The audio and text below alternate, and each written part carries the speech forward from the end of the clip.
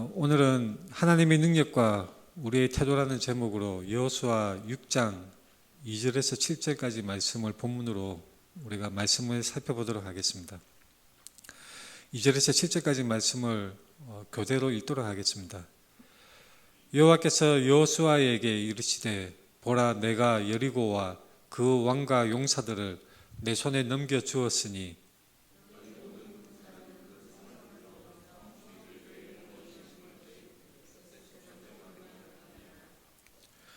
제사장 일곱은 일곱 양각 나팔을 잡고 언약궤 앞에서 나아갈 것이요, 일곱째 날에는 그 성을 7번 돌며 그 제사장들은 나팔을 불 것이며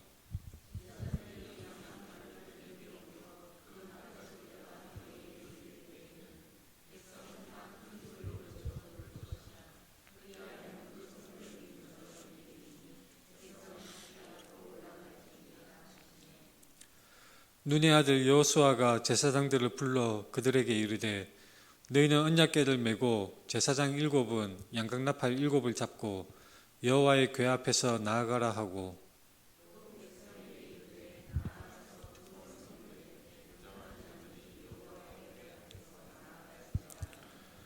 아멘. 우리 앞뒤 좌우 돌아보면서 인사하겠습니다. 사랑합니다. 축복합니다. 사랑합니다. 축복합니다. 우리가 이렇게 주일에 만나서 함께 예배드리는 것 자체가 하나님의 은혜입니다. 모여서 얼굴 보며 함께 찬양하고 말씀 듣고 기도하고 예배드리는 이것 자체가 엄청나게 귀한 은혜입니다.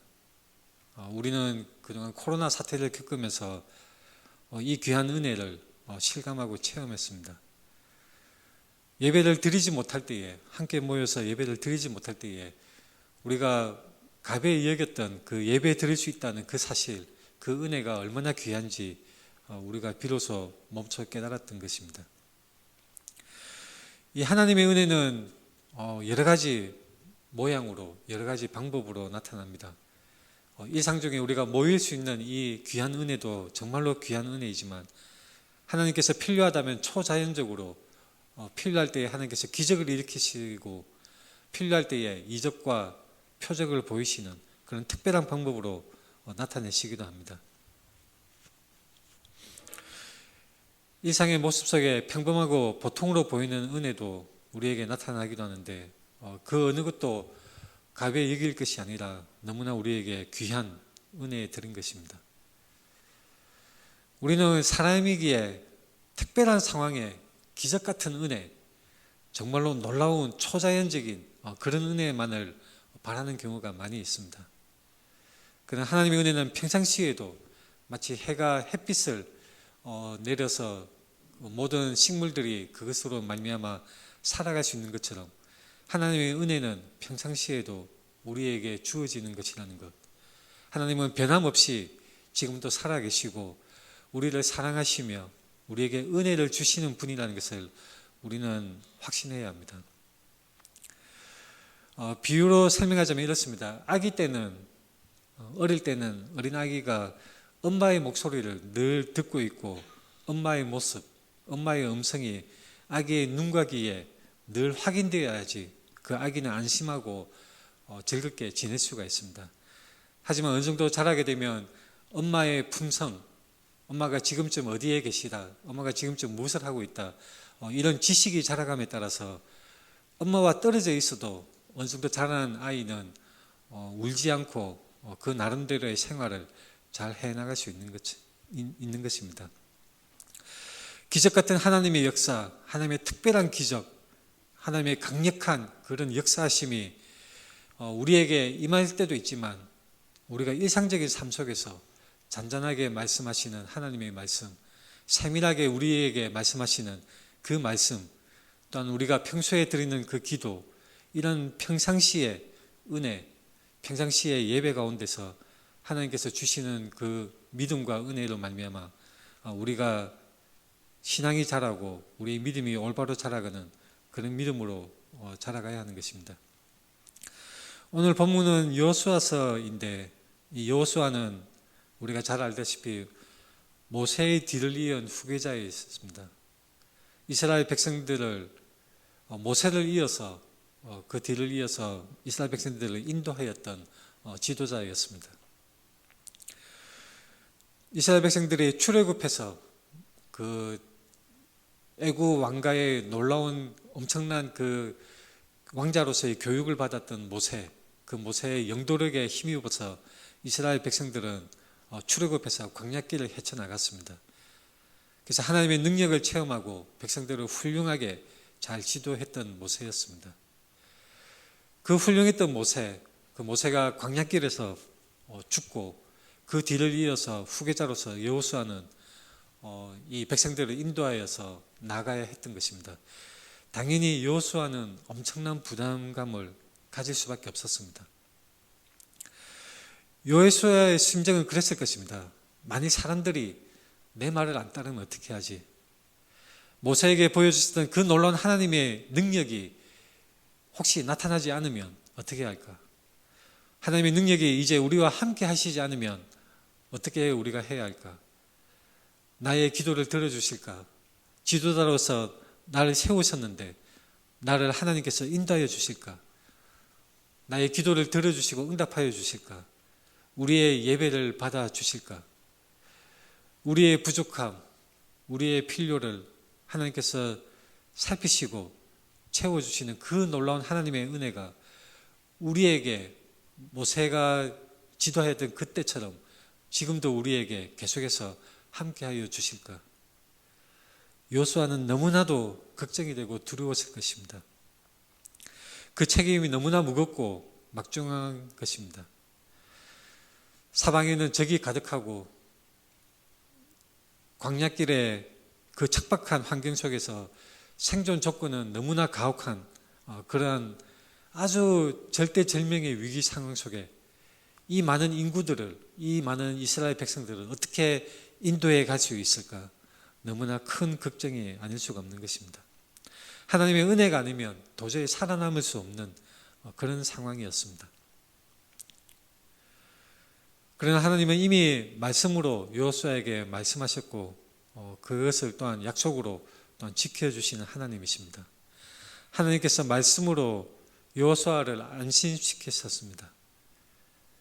우리가 여호수아서를 읽을 때에 이 여호수아의 그 상황 속에 여호수아의 심정이 어땠을까 생각해 보면서 여호수아의 마음으로 그 약속의 하나님 말씀을 들을 때 여호수아는 어떤 마음으로 그것을 들었을까?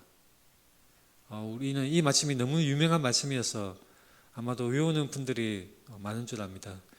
여호수아서 1장 5절에서 9절까지 그 하나님의 말씀이 있는데 여호수아의 심정으로 그 당시에 그 막중한 그 무거운 여호수아의 그 책임감 앞에 여호수아가 하나님의 그 약속의 말씀을 들을 때 그 느낌이 어땠을까? 그것을 우리는 생각하면서 우리가 이 말씀을 한번 같이 읽어봤으면 합니다. 교대로 읽겠습니다. 1장 5절에서 9절까지 말씀을 교대로 읽는데 제가 먼저 읽겠습니다. 내 평생에 너를 능히 대적할 자가 없으리니 내가 모세와 함께 있었던 것 같이 너와 함께 있을 것임이니라. 내가 너를 떠나지 아니하며 버리지 아니하리니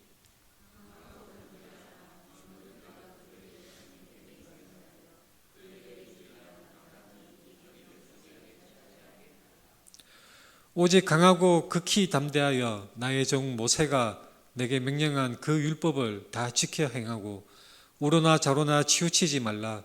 그리하면 어디로 가든지 형통하리니.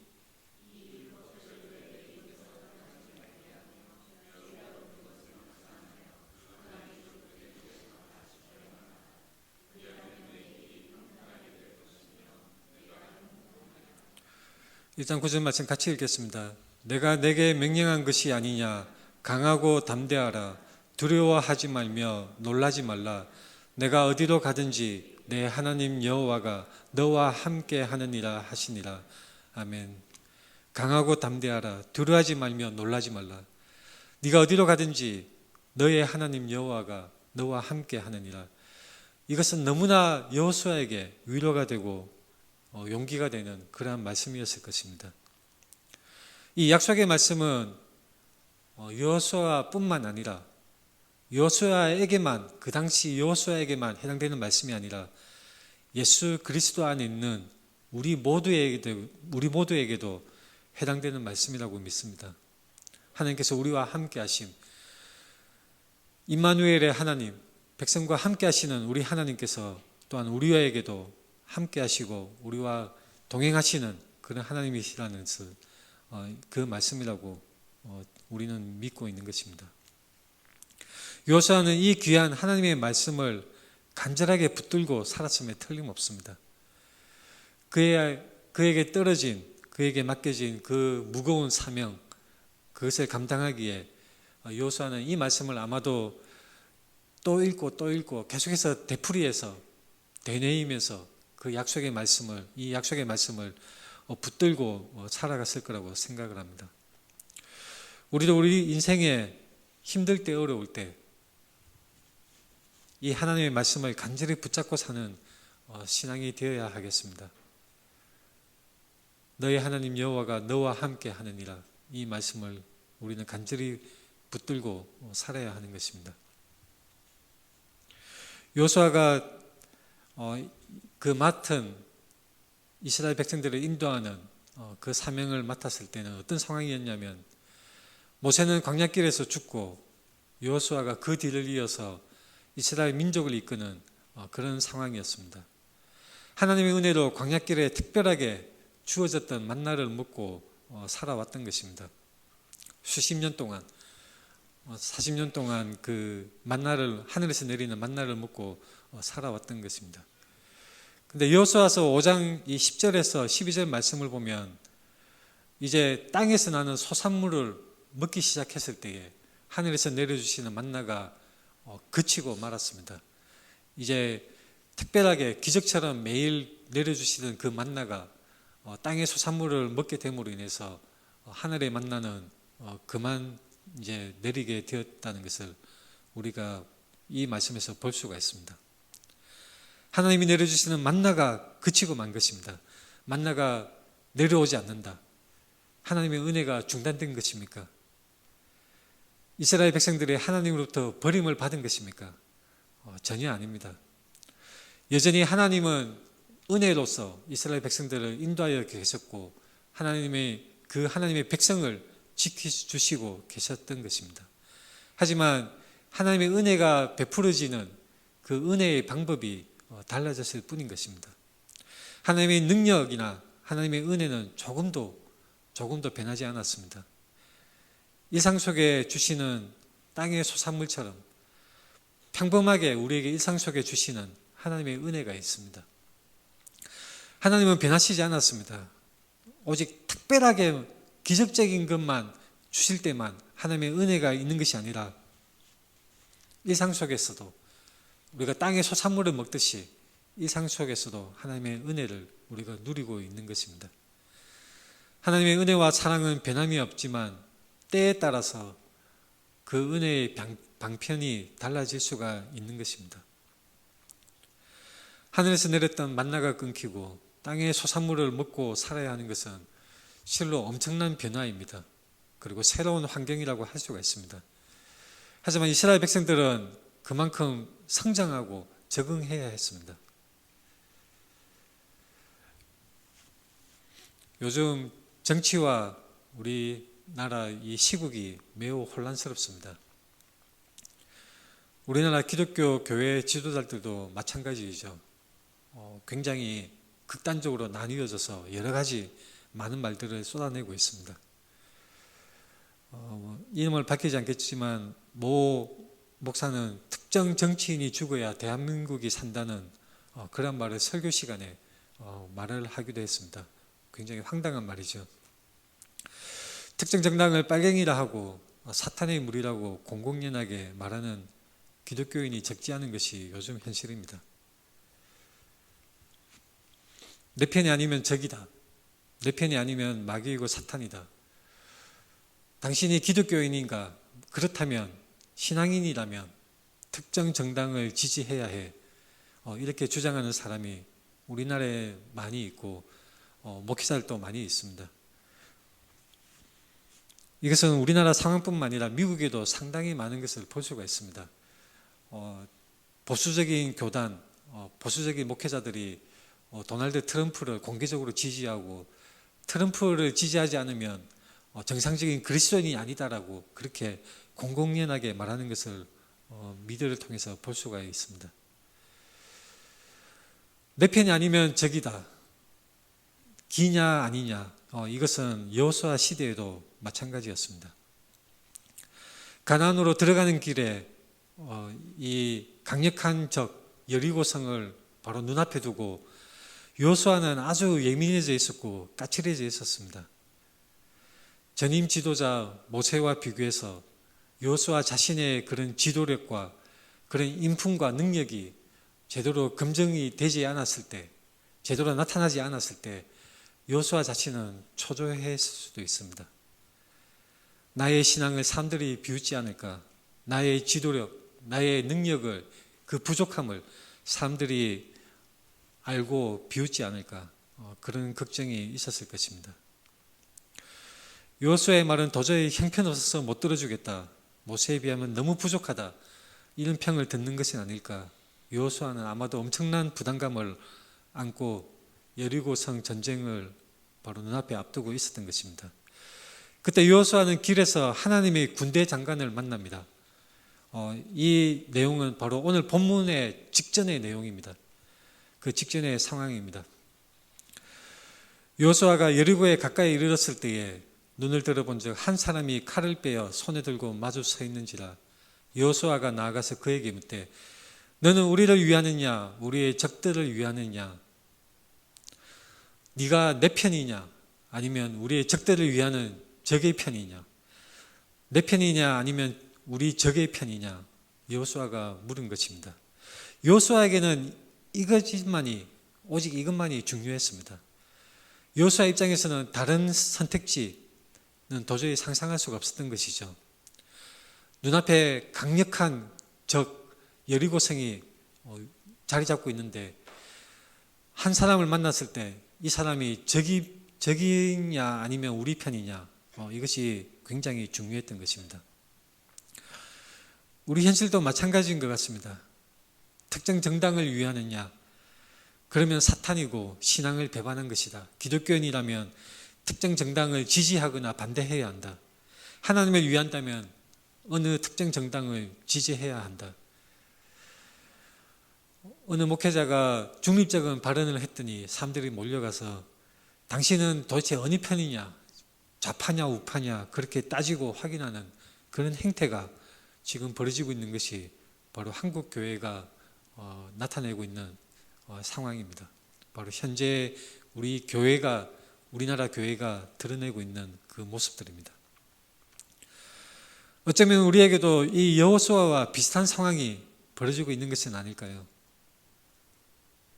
하나님의 군대 장관을 만났을 때 네 편이냐 내 편이냐 분명하게 따져서 물어보는 여호수아의 이 입장이 혹시 우리의 모습이 아닙니까? 우리를 위하느냐 우리의 적들을 위하느냐 그렇게 물었을 때 이 하나님의 군대 대장의 대답은 뜻밖이었습니다. 그가 이르되 아니라 나는 여호와의 군대 대장으로 지금 왔느니라. 네 편 내 편이 아니라 나는 하나님의 군대 대장으로 지금 왔다는 것입니다. 사람의 눈으로 볼 때는 빨강 아니면 파랑, 흑 아니면 백, 좌파 아니면 우파, 그 위에는 있을 수가 없어 보이는 현재 상황 속에, 이 현실 속에서 하나님은 하나님의 방법이 따로 있다는 말씀을 하고 있는 것입니다. 여당이냐 야당이냐 좌파나 우파냐 내 편이 아니면 적일 수밖에 없다. 다른 선택지는 없고 중립은 있을 수가 없다는 것이 바로 요즘 사람들의 시각이고 바로 우리의 모습입니다. 그러나 하나님은 아니라 나는 하나님의 군대대장으로 지금 왔느니라 말씀합니다. 이 본문에 나타나는 하나님의 군대대장, 여호와의 군대대장으로 표현된 이 군대대장은 어떤 존재일까요? 어떤 사람들은 천사라고 생각을 합니다. 하지만 많은 신학자들은 성육신 하기 전에 구약에서 곳곳에 현현하신 예수 그리스도라고 생각을 합니다. 아브라함에게도 나타났던 세 천사 중에 한 분이 바로 상육신 하기 전에 예수 그리스도, 현현하신 예수 그리스도라고 신학자들이 생각하고, 이 여호수아서 5장 14절에 나타나는 여호와의 군대대장도 바로 예수 그리스도가 현현하신 것이라고 많은 신학자들이 추정하고 있습니다. 여호와의 사자로 등장하는 구약 여러 군데에서 이 여호와의 사자 또는 여호와의 군대대장은 하나님으로서 경배를 받고 하나님으로서 말씀을 합니다. 그래서 이 여호수아에게 대답하기를 나는 여호와의 군대대장으로 지금 왔느니라. 그때 여호수아가 얼굴에 땅에 대고 엎드려서 경배합니다. 그에게 이르되 내 주여 종에게 무슨 말씀을 하려 하시나이까. 나의 주여 나에게 주의 종에게 무슨 말씀을 하려 하시나이까. 여호수아가 이 여호와의 군대대장에게, 하나님의 군대대장에게 질문을 합니다. 바로 여기서부터 오늘 본문이 시작이 되는 것입니다.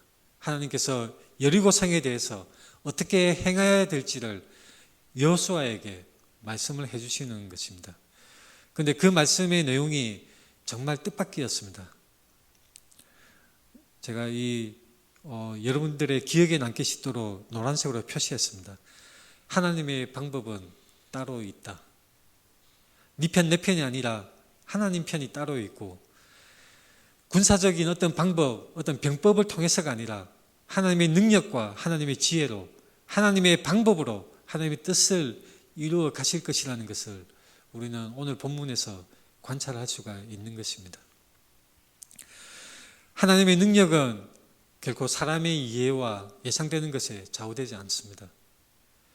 우리는 그저 하나님에 대해서 생각하고 하나님에 대해서 기도하고 뭔가 이루어 달라고 하나님께 그 청원을 할 때에 늘상 우리가 이해하는 방법으로, 그리고 우리가 아는 때와 타이밍에 맞춰서 하나님이 응답하시기를 그렇게 간구하고 바라고 기도를 하곤 합니다. 그게 사람의 모습이죠.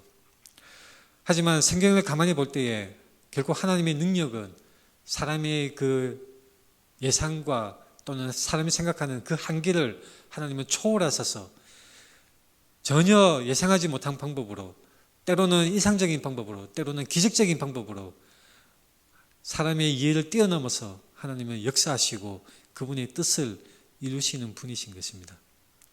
하나님의 능력과 그 역사하심은 사람의 기대와 이해에 따르지 않습니다. 하나님의 타이밍은 따로 있습니다. 우리가 앞뒤 꽉 막히고 더 이상 어찌할 수 없는 절망의 구렁텅이, 나는 완전히 망했네, 나는 완전히 쓰러졌네, 그런 절망의 상황 속에서도 하나님은 놀랍도록 정말로 예상하지 못한 그런 놀라운 타이밍과 방법으로 하나님은 오히려 역사하시는 그런 분이신 것입니다.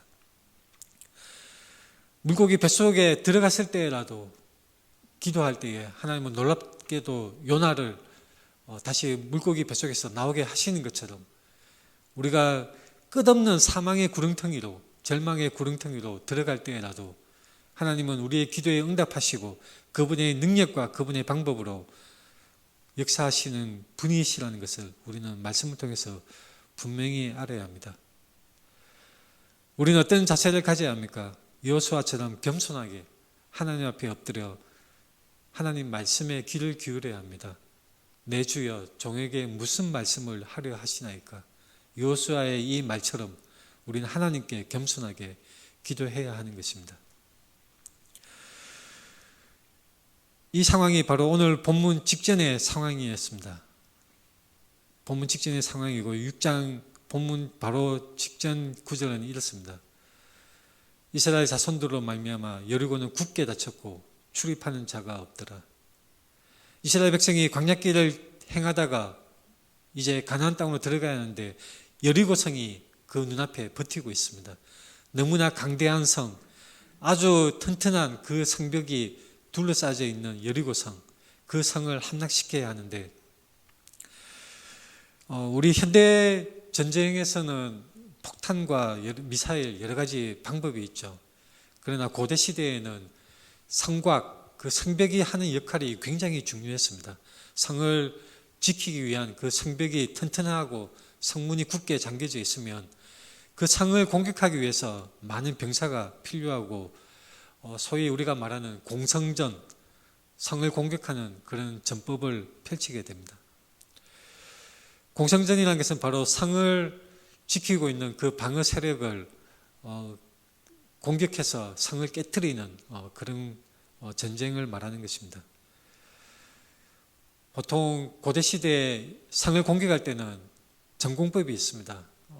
예를 들자면 성을 포위하고 그 성에 공급되는 양식을 보급로를 차단하여서 성 안에 있는 사람들이 군사들이 굶주리게 하는 방법을 쓰고 그리고 약한 부분을 공격하고 성문을 깨트려서 공격대가 그 안으로 들어가서 성을 점령하는 것이 전공법이라고 할 수가 있습니다. 근데 이 여리고성을 무찔러야 하는데 여호와의 군대제장이라는 이 분이 어떤 말씀을 들려주는가?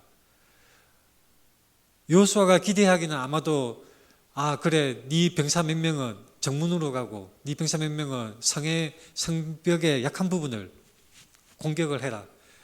이런 전술적인 지시를 발했을 수도 있습니다. 근데 여리고성을 무찔러야 하는데 여리고성은 이미 굳게 닫혔고 출입하는 자가 없이 여리고성은 단단히 방비하고 있는데 여호와의 군대대장은 전혀 뜻밖의 말씀을 들려주는 것입니다. 오늘 본문 말씀입니다. 여호와께서 여호수아에게 이르시되 보라, 내가 여리고와 그 왕과 용사들을 내 손에 넘겨주었으니 너희 모든 군사는 그 성을 둘러 성 주위를 매일 한 번씩 돌되 엿새 동안을 그리하라. 정말 이상하지 않습니까? 이상한 지시사항이죠. 성을 둘러서 성 주위를 매일 한 번씩 엿새 동안 돌아라 하는 것입니다. 그뿐만이 아닙니다. 제사장 일곱 양각나팔을 잡고 언약궤를 앞에서 행진하고 그 성을 7번 도는데 마지막 날 7번째 날에는 그 성을 7번 돌고 제사장들이 나팔을 불 때에 길게 불면 그 나팔 소리가 들릴 때에 백성이 큰 소리로 외쳐 부르라고 그렇게 말씀하는 것입니다. 그리하면 그 성벽이 무너져 내리리니 백성은 각기 앞으로 올라갈지니라. 이것은 성을 공격하는 공성전의 전법이 아닙니다. 정말로 이상하고 어떻게 보면 얼토당토안한 굉장히 이상한 지시사항인 것입니다. 도저히 말이 되지 않는 지시 내용이죠. 성을 공격해야 하는데 그 성 주위를 돌고 마지막 날 7째 날에는 7번을 돌고 나팔을 부르라. 도저히 이해가 가지 않는 지시 내용입니다. 하지만 여호수아는 어떻게 행동합니까? 그 말씀을 그대로 제사장들에게 또한 백성들에게 그 받은 명령을 전달합니다. 공성전을 하려면 좀 더 군사적으로 현실적인 방법을 지시하셔야지 마땅한 거 아니겠습니까? 적의 보급로를 끊고 척후병의 보고를 듣고 적의 동태를 살피고 불화살과 군사를 동원해서 성문을 집중 공략하고 깨트려야 이런 구체적이고 현실적인 그런 명령이 있어야 하지 않겠습니까? 우리가 하나님 앞에 기도할 때도 마찬가지죠. 하나님, 우리 가정에 무엇이 필요합니다. 건강이 필요하고 재물이 필요하고 돈이 필요합니다. 절박한 상황입니다. 이렇게 기도했을 때 하나님은 오히려 엉뚱한 방법으로 응답하실 수가 있습니다. 우리가 전혀 예상하지 못했던, 전혀 상상하지 못하고 어떻게 보면 이상하게 느껴지는 만큼 다른 방법으로 하나님께서 역사하실 수도 있습니다. 나팔을 불며 행진하라니 정말로 이상한 명령이죠. 전쟁 중인데, 전쟁에서 싸워야 되는데 무슨 잔치가 벌어졌습니까? 즐거운 일이 있습니까? 전쟁인데 즐거운 것처럼 나팔을 붑니까? 그런데 이 하나님의 방법은 세상 사람들이 이해하지 못하고 기이하게 보이는 것입니다. 백성들의 입을 닫고 침묵한 채 성을 돌게 그렇게 지시를 하셨습니다. 왜 그랬었을까요? 왜 입 밖에 아무 말도 내지 말고 외치라 하는 그때 외치라고 그렇게 지시를 하셨을까요? 정확한 이유는 성경에 나오지 않습니다. 아마도 말을 하게 되면 백성들의 입에서 어쩌면 그 상황에 대한 여러 가지 불평, 불만이 쏟아져 나오지 않았을까, 그런 생각을 해보기도 합니다. 하나님의 역사하심 앞에, 하나님의 약속 앞에 회방하고 하나님을 원망하거나 그런 쓸데없는 말, 함부로 하는 말은 피해야 할 일입니다. 하나님의 지시사항을 듣고 여호수아가 제사장과 백성들에게 그것을 전달하였고 그대로 시행을 합니다. 우리가 정말 잘 아는 여리고 사건입니다. 이 여리고 성을 이제 6일 동안 그 성 주위를 도는데 마지막 날 7째 날에는 7번을 돌게 됩니다. 그때 여리고 성을 돌 때에 이스라엘 백성들의 마음은 어땠을까요? 어땠을까요? 하나님께서 언제나 역사하실까? 하나님께서 어쩌면 지금 징조를 보여주실까? 그런 기대와 또한 초조함이 있었을 것 같습니다. 여리고 사람들은 어땠을까요? 아마도 비웃었을 것입니다. 제사장들이 언약궤를 뒤에 두고 이렇게 행진하면서 백성들이, 군사들이 성 주위를 그냥 돌기만 도는 것을 보면서 손가락질하면서 비웃었을 것입니다. 저게 무슨 짓이야? 쟤들이 지금 뭐 하는 거야? 이 시국에 저렇게 모여서 다들 뭐 하고 있는 거야? 전쟁하러 왔으면 싸움을 해야지. 도대체 뭐들 하고 있는 거야? 아마도 조롱하고 비웃었을 것입니다. 이 어려운 시국에 예배를 하고 기도를 하는 것이 무슨 소용인가? 그런 비웃는 사람들도 있습니다. 이 중요한 시국에, 이 중요한 때에 하나님께 간절히 기도하고 하나님 앞에 매달리며 하나님께 나아갈 때에 하나님을 모르는 사람, 하나님을 반대하는 사람, 하나님을 미워하는 사람들은 도대체 저게 무슨 쓸데없는 짓이야? 조롱하고 비웃고 그렇게 업신여김을 보이는 그런 사람들이 있는 것입니다. 여호수아와 그 이스라엘 백성들은 묵묵히 그것을 계속했습니다. 그래서 마지막 날에 7번 돌았을 때에, 성주일을 7번 돌았을 때에 그 말씀에 순종해서 제사장들이 나팔을 길게 불었고 여호수아와 이스라엘 백성들은 하나님의 말씀에 그대로 순종해서 고함을 질렀습니다. 크게 소리질러 외치니 놀랍게도 여리고 성벽이 무너져 내린 것입니다. 백성이 각기 앞으로 나가 그 성에 들어가서 그 성을 점령하는 아주 놀라운 기적이 일어났던 것입니다. 도저히 함락될 것 같지 않았던 여리고 성이 무너져 내렸습니다. 도대체 뭐라고 외쳤을까요? 외치는 내용도 성경에는 나타나지 않습니다. 보통 전쟁터에서 외칠 때는 전쟁 중에 그 싸움의 사기를 높이기 위해서 함성을 지릅니다. 아마도 이것은 신앙적인 기쁨의 외침이었을 수도 있습니다. 하나님께서 우리와 함께 하신다. 하나님께서 역사하심을 드러내신다. 승리의 외침이고 바로 복음의 승리를 기뻐하는 그런 외침이었을 것입니다. 그런데 우리가 이 성경 부분을 읽을 때에 가만히 눈여겨볼 필요가 있습니다. 이것은 단지 BC 1500년 전쯤에 일어났던 그냥 한 에피소드, 한 사건이 아니라 이것은 영원토록 기억되고 계속해서 되풀이돼서 우리가 돌이켜 봐야 될 중요한 사건입니다. 왜냐하면 이 성경에 나오는 나팔, 양각나팔이라고 표현된 이 부분이 저번에 우리가 희년에 대해서 말씀을 살펴본 적이 있습니다. 그 희년이라는 히브리어 그 단어와 동일한 단어입니다. 양각나팔을 불 때. 그래서 이 단어는 레위기 25장, 27장이나 민수기 36장 이런 데서 희년의 단어로 사용이 된 단어들입니다. 양각나팔을 길게 불 때에 우리는 그 모습이 바로 희년이 선포되는 그 모습을 떠올릴 수 있어야 합니다. 이스라엘 백성이 여리고를 정복한 것처럼 그 언제인지는 우리가 확실히 알 수 없지만 재림하시는 심판주로서 다시 오시는 예수 그리스도가 다시 오실 때 그것은 바로 영원한 희년이 선포되고 하나님의 나라가 온전히 임하고 하나님의 영광이 충만히 임하는 그때라는 것을, 또한 우리는 영원한 안식, 평안의 안식 속에 우리가 들어간다는 것을 우리는 이 말씀과 연관지어서 우리는 알 수가 있는 것입니다. 하나님께서 신호하실 때에, 나팔을 부르라고 하실 때 그 나팔 소리를 듣고 우리는 크게 외칠 것입니다. 우리의 모든 속박과 우리의 노예된 모든 상황들, 우리의 눈물과 고통이 마침내 영원히 끝나고 우리는 완전히 해방되어서 자유롭게 되는 것은 바로 영원한 희년이고 승리의 함성입니다. 영원한 승리의 순간이 기다리고 있습니다. 여리고의 이 승리는 바로 그 영원한 희년, 그것에 상징적으로 앞서 이루어졌던 성취라고 우리는 해석할 수가 있는 것입니다. 하나님은 어떤 분이십니까?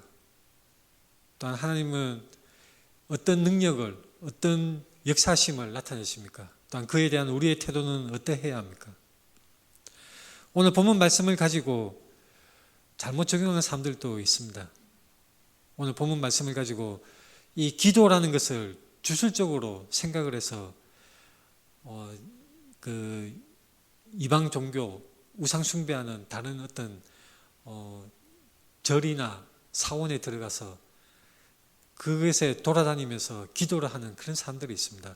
소위 말하는 땅밟기 기도, 워킹 프레이어 하는 땅밟기 기도를 행하는 사람들이 있는데 이것은 아주 잘못된 것입니다. 기도를 주술적으로 하는 것은 매우 잘못된 것입니다. 어떤 사람들은 기도를 할 때에 어떤 특정한 행위, 특정한 행동을 취함으로 기도의 능력이 커진다고 주장하는 사람들이 있는데 잘못된 것입니다. 숨을 3번 들이쉬고 몇 번 내쉬고 또는 십자가 보혈을 몇 번 반복하고 이런 여러 가지 특정한 행위를 반복해서 기도의 능력을 끌어올린다고 주장을 하는 사람들은 매우 잘못된 주장을 하는 것이고 그것은 하나님께 드리는 기도를 주술적으로 잘못하는 것입니다. 땅밟기 기도도 잘못된 것입니다.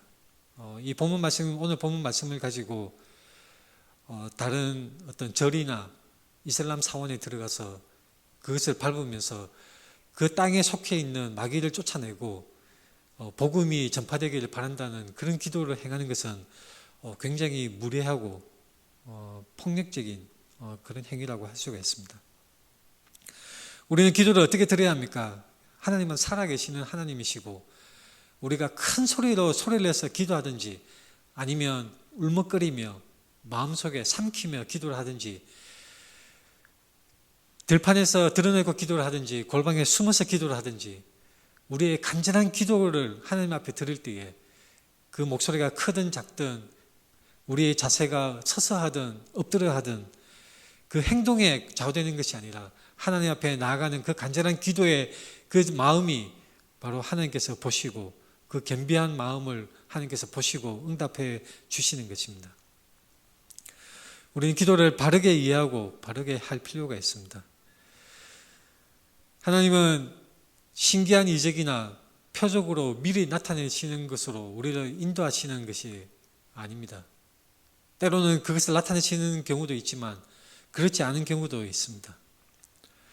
여호수아서에서도 이스라엘 백성들이 요단강을 건널 때에 요단강에 발을 담그기 시작할 때 그 발이 요단강 물에 잠기기 시작할 때 그 강물이 차단되는 것을 볼 수가 있습니다.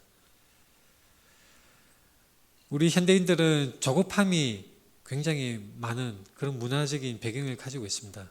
굉장히 조급해하죠. 기도를 시작했을 때 금방 하나님의 응답하심을 바라고 어떤 징조가 순간순간 보이기를 그렇게 바라는 것입니다. 나만 장군이 그 목욕을 할 때에 여러분 되풀이해서 할 때에 그 중간에 아무런 조짐이 없었습니다. 여리고성을 여호수아와 그 백성들이 여리고성 주위를 돌 때에 그 중간에는 아무런 특이한 초자연적인 조짐이 전혀 없었습니다. 오직 하나님의 말씀을 신뢰하고 그 말씀에 의지해서 묵묵하게 신앙의 길을 걸어가고 하나님의 말씀에 순종했던 것입니다. 신앙에도 인내하고 참고 기다리는 것이 필요합니다. 조급하게 하나님의 응답과 역사하심을 재촉하고 우리가 생각하는 타이밍, 우리가 생각하는 방법, 이때쯤이면 하나님이 뭔가를 보여주실 텐데, 내가 금식을 한 2끼를 했으니 이때쯤이면 하나님께서 응답을 해주셔야 되는데, 금방 우리는 아무런 조짐이 보이지 않으면 금세 실망하고 기도를 중단하고 때로는 신앙을 버리고 마는 그런 조급증에 걸린 사람들이 많이 있습니다. 우리는 인내심을 가져야 합니다. 하나님의 능력과 하나님의 은혜는 변함이 없고 그에 대한 우리는 인내로서 참으며 끝까지 기도를 포기하지 않고 신앙을 포기하지 않는 그런 믿음의 자체가 우리에게 필요한 것입니다. 그런데 오늘 본문 말씀을 가만히 보면 여호수아는 하나님으로부터 성벽이 무너질 것이라는 그 말씀을 들었습니다. 그런데 백성들에게, 제사장들과 백성들에게 말을 할 때에는 성벽이 무너질 것이라는 것은 내용이 빠져 있죠.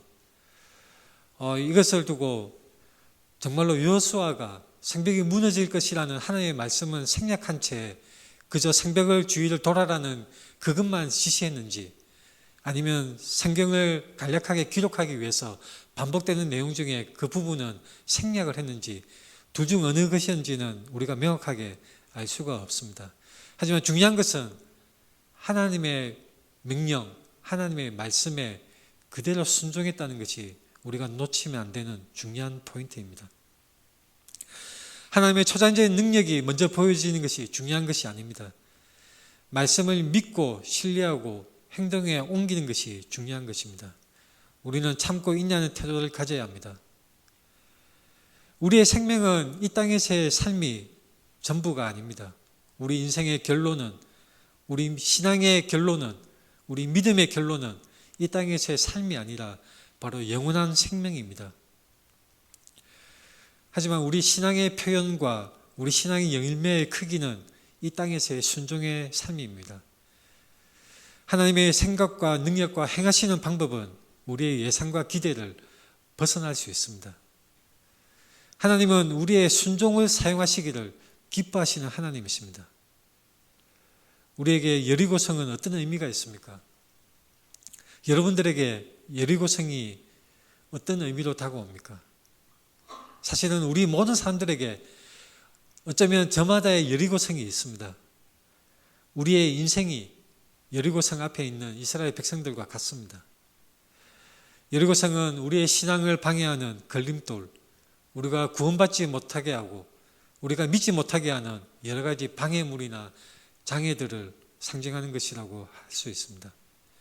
그것은 바로 우리의 부모, 우리의 자녀, 우리의 생계, 직장, 사업, 우리의 건강, 돈 문제, 집 문제, 사람들과의 관계, 명예, 욕심, 무엇이든지 하나님과의 관계를 방해하는 장애물이라면 그것은 바로 우리에게 있어서 여리고성이 될 수 있는 것입니다. 이스라엘 백성들이 여호수아와 함께 여리고성을 맞닥뜨렸을 때 정말 난공불락의 요새로 느껴졌던 것처럼 우리 인생에서 우리가 느껴지는 우리 신앙의 방해, 하나님과의 관계를 방해하는 이 장애물들은 우리의 눈에는 너무나 거대하고 너무나 튼튼해서 도저히 이길 것 같지 않은 그런 느낌을 받을 수 있습니다. 거대한 여리고성이 우리 신앙을 가로막고 우리의 믿음을 가로막을 때에 어쩌면 타이밍이 늦었어, 이제는 어떻게 해도 방법이 없어, 그런 생각이 들 수도 있는 것입니다. 우리 생각에 어느 편이든 해결 방법이 없어 보이는 숨막히는 상황, 그것이 바로 우리의 여리고성일 수 있습니다. 질병이 여리고성으로 우리 앞에 있습니까? 우리 가족 중에 건강 문제를 겪고 있습니까? 자녀 문제로 우리가 여리고성으로 우리 마음을 짓누르고 있습니까? 부모님의 문제 또는 남편의 문제, 아내의 문제가 우리에게 여리고성으로 우리의 길을 가로막고 있습니까? 우리 신앙의 길을 막고 있습니까? 우리 믿음의 길을 막고 있습니까? 아니면 우리의 죄와 허물, 이미 습관이 되어버린 우리 죄와 허물이 껌딱지처럼 우리에게 달라붙어 있어서 여리고 성처럼 단단하게 버티고 있어서 결코 떨어지지 아니하는 그런 절망의 상태를 우리가 겪고 있습니까? 우리는 어떤 태도를 가져야 합니까? 하나님을 부르십시오. 하나님께 간절히 기도하십시오. 끝까지 우리의 생명을 다할 때까지, 우리 인생의 끝까지 하나님 앞에 부르심을 받아서 하나님 앞에 서는 그날까지 우리는 하나님을 신뢰하고 기대하고 인내해야 하는 것입니다. 그것이 바로 하나님의 능력에 대한 우리가 가져야 될 마땅한 태도인 것입니다. 말씀을 정리하면서 에필로그를 말씀드리겠습니다. 에필로그라는 것은 어떤 뜻이냐면 중요한 이야기가 끝나고 난 다음에 덧붙이는 보충 내용입니다. 후일담이라고도 하죠. 여리고 성은 여호수아와 그의 백성들이 하나님의 말씀에 그대로 순종함으로 말미암아 하나님께서 놀라운 능력을 나타내시고 역사하심으로 말미암아 그 여리고 성이 완전히 뚫리고 회파되어서 정복이 되었습니다. 자, 그에 대해서 그 일이 끝나고 나서 여호수아가 의미심장한 말을 합니다. 바로 여호수아의 저주라고 할 수가 있죠. 여호수아가 그때 맹세하게 하여 이르되 누구든지 일어나서 이 여리고 성을 건축하는 자는 여호와 앞에서 저주를 받을 것이라. 그 기초를 쌓을 때에 그의 맏아들을 잃을 것이요 그 문을 세울 때에 그의 막내 아들을 잃으리라 하였더라. 무서운 여호수아의 저주입니다.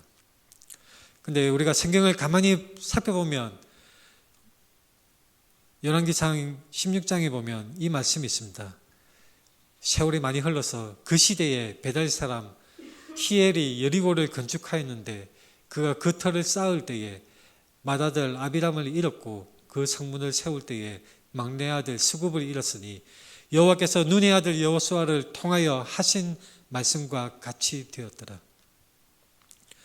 하나님과 그분의 백성의 길을 방해하는 방해물은 파괴되고 멸하게 될 것입니다. 그것을 다시 재건하고 되살리는 것은 하나님이 싫어하시는 일입니다. 하나님의 편에 서는 사람, 하나님의 길에 동행하는 사람이 되어서 평생 동안 하나님의 은혜와 평강을 누리는 복된 믿음의 사람이 우리 모두 되기를 간절히 소망합니다. 같이 기도하겠습니다.